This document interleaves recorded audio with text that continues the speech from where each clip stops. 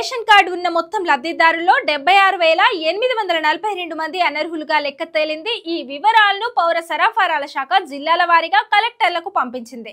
కొద్ది రోజుల్లోనే వారిని రేషన్ లబ్ధిదారుల జాబితా నుంచి తొలగించనున్నట్లు తెలిసిందే. ఇక నుంచి వారికి రేషన్ కోటా నిలిపివేయనున్నట్లు పౌర సరఫరాల శాఖ వర్గాలు తెలిపాయి.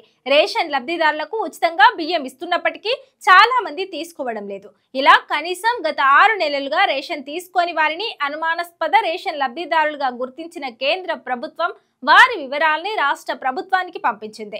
ఇందులో అర్హులు అనర్హులను గుర్తించి ఆ వివరాల్ని పౌర సరఫరాల శాఖకు పంపించగా రేషన్ జాబితా నుంచి తొలగించాలని నిర్ణయించింది. రేషన్ లబ్ధిదారులకు ఉచితంగా బియ్యం ఇస్తున్నప్పటికీ చాలా మంది తీసుకోవడం లేదు. ఇలా కనీసం గత 6 నెలలుగా రేషన్ తీసుకొని వారిని అనుమానాస్పద రేషన్ లబ్ధిదారులుగా గుర్తించిన కేంద్ర ప్రభుత్వం వారి వివరాల్ని రాష్ట్ర ప్రభుత్వానికి పంపించింది.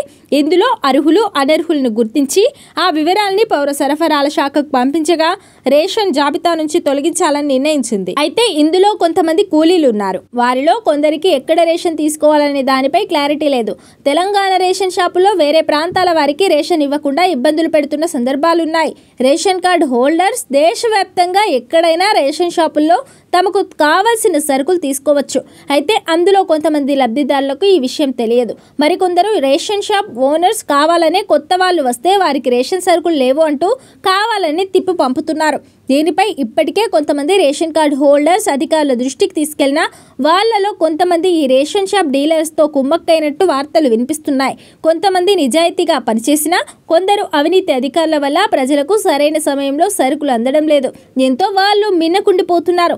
ఈ విధంగా రేషన్ తీసుకొని వారి పేరును జాబితా నుంచి తొలగించే పనిలో పడింది తెలంగాణ ప్రభుత్వం.